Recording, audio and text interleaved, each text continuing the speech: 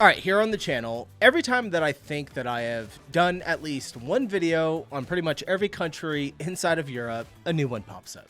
Today we're checking out 12 unbelievable spots in Georgia, your ultimate travel guide. I always think it's so funny that like here in the States, we have taken all of the names in Europe and just plastered them all over our country. I live in Tennessee. Right next to me is Georgia. I drive through it pretty frequently, at least 2 or 3 times a year. Atlanta, hellhole. I'm sure this Georgia is much better than our Georgia. We do have some beautiful country in our Georgia, but I'm looking at this thumbnail right now and it looks stunning. So let's hop in, check out Georgia for the first time, other than maybe a couple of videos, like small little clips here and there. So pump for it, smash like button. Let's dive in. This country invented wine, bread, and Joseph Stalin. Nestled between the crossroads of Europe and Asia lies one of the most beautiful places on the planet. Despite its rich history, delicious food, vibrant culture, breathtaking landscapes, and iconic architecture, it remains one of the most underrated destinations on the planet. This is Georgia. This place has blown my mind, and after traveling all throughout the country for the past 4 months, I'm going to share with you the most amazing places that you should definitely add to your bucket list. Our adventure begins in the capital city of Tbilisi.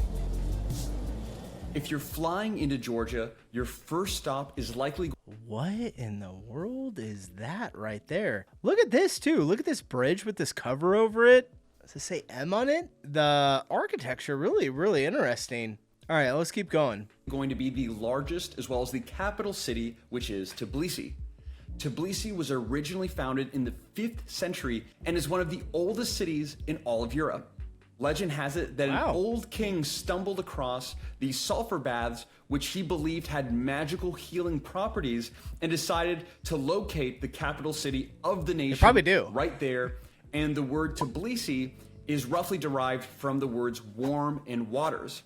And just like the king, you can still enjoy the healing properties of these sulfur baths. And what better place than Trelli Abano?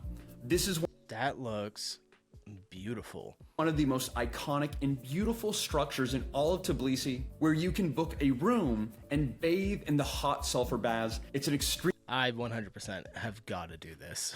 That sounds amazing. Sulfur baths? What? Extremely unique experience and highly recommend. Just above the sulfur baths lie the ancient fortress of Narikala, which is free to enter and roam around. Here you have the best views of the city of Tbilisi. This makes me so nervous. This makes me so nervous seeing this. Remember I think we checked out a couple of Italian buildings that crashed and fell down like this. I see it all the time happen in California as well. People put these buildings on the edge, and you guys don't, I would imagine there's no earthquakes in Georgia though. Where you can see the impact from the Arabs, the Persians, and other influences in this area. From the fortress, you can also see our next destination, which is the Holy Trinity Cathedral. This is actually a somewhat modern structure, but it's one of the most beautiful churches I've ever seen in my life. First of all, it's massive, and it's built in the unique Georgian style that you won't see anywhere else. Georgia was actually one of the first nations in the world to adopt Christianity as its main religion. And to this day, Christianity is an extremely integral part of Georgian culture. If you talk to many Georgians, they will tell you there are 2 things you do not mess with in Georgia. First is the food, and second is the church. Speaking of history, you can see the story of Georgia carved into massive stone tablets at the... What the fuck? How have I never seen this before? These are huge. Holy shit, this looks so cool. Oh man, it's kind of like breathtaking. All right, let's keep going. I just want to sit here and stare. I want to like see more photos of Chronicles of Georgia monument just outside of the city. The Chronicles are a massive stone structure that display the iconic Georgian stone carving technique and various important moments throughout Georgian history on each tablet. And Georgians are not morning people. So if you get up early, there's a good chance you'll be the only one at the Chronicles. And when the sun is rising and shining through, it's magical. It feels like you're teleported to another world. Yeah, you know what it gives me? It gives me, of course I'm going to say like a Hollywood movie, but if anyone's ever seen this before, The Chronicles of Riddick, Also, what was the first one? It was called Pitch Black, but the second one, Chronicles of Riddick, the architecture, I think that they probably pulled that from something like this because it's very, very similar in that movie. Amazing, absolutely amazing. Okay, now I think we've spent Really enough cool. time in Tbilisi. Moving to the eastern side of the country, we arrive in the region known as Kakheti. This used to be a kingdom and is the Beautiful birthplace landscape. of wine, where the oldest wine artifacts on the planet are found here in this region.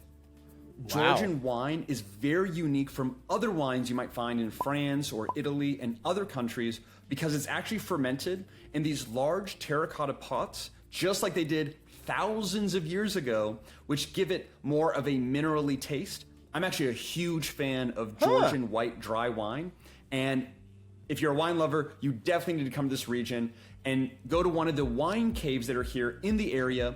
We personally visited the Kavreli wine cave and had a great time. That's really cool. I would check that out. I'm not like a huge wine drinker, and the only reason is it gives me terrible hangovers and headaches. Like if I have a glass of wine, and I know if you diffuse it, it's usually a little bit better, or if you just get really, really good wine, which is usually what I buy, I still get it. I still get headaches. It's almost instant. It's like an hour after I've had a glass or two. Immediately headache. When in Kakheti, you must stop at the City of Love, also known as Svaneti. This is a beautiful old village that is perched atop this hill with beautiful views of the lush wine valleys below, mountains all around you, and you're actually very, very close to the Russian and Azerbaijan borders, which is just so cool. In the city, you can stroll the beautiful streets, sample some more wine, and also walk along the old walls that protected the city from invaders for hundreds of years. Heading north, we arrive at the old King's Palace, as well as an important trading village on the Silk Road that is now known as Gremi's Archangel Palace. So it's this very kind of small complex. There's a few different buildings on it. A very small complex. It's a castle. Including one of the most beautiful churches I've ever seen in my life. Not just on the outside, which looks like this cool fairy tale like castle almost, but the inside has some of the most beautiful old frescoes I've ever seen, and I've been in quite a few churches. So a really great stop, and just the short drive up the road, we arrive at another impressive structure known as Kakheti Monastery. So before Christianity became dominant in Georgia, the entire country as a whole used to engage in pagan sun worship, and that's why to this day, in some different areas like restaurants or even on the backs of Georgian coins, the Georgian lari, you will see symbols of the sun, which date back thousands of years to sun worship. Now, specifically, just to clarify, Christianity is also sun worship. Where Kakheti Monastery was built used to be a site of actual human sacrifice to worship the sun god. Then when Christianity came in, they specifically built the monastery to kind of dominate over the pagan religion. And today it's an extremely beautiful and very peaceful monastery. In my opinion, it has the best views of the wine valley below. Allie and I went in the late spring, and the vineyards were the most lush green I've ever. Wow, look at that. So green. Look at that landscape. Is this farmland, I'm assuming? Looks like it. Beautiful. Ever seen. Very similar, actually, feeling to Costa Rica, of all places. Just another beautiful region of Georgia. If you've ever done a Google image search of the country of Georgia, you've likely seen this church pop up. This is Kakheti Trinity Church, and after traveling to 33 countries so far, this church and landscape are one of the most beautiful I've ever seen anywhere. It's located in the Kazbegi region in northern Georgia, right on the Russo-Georgian border.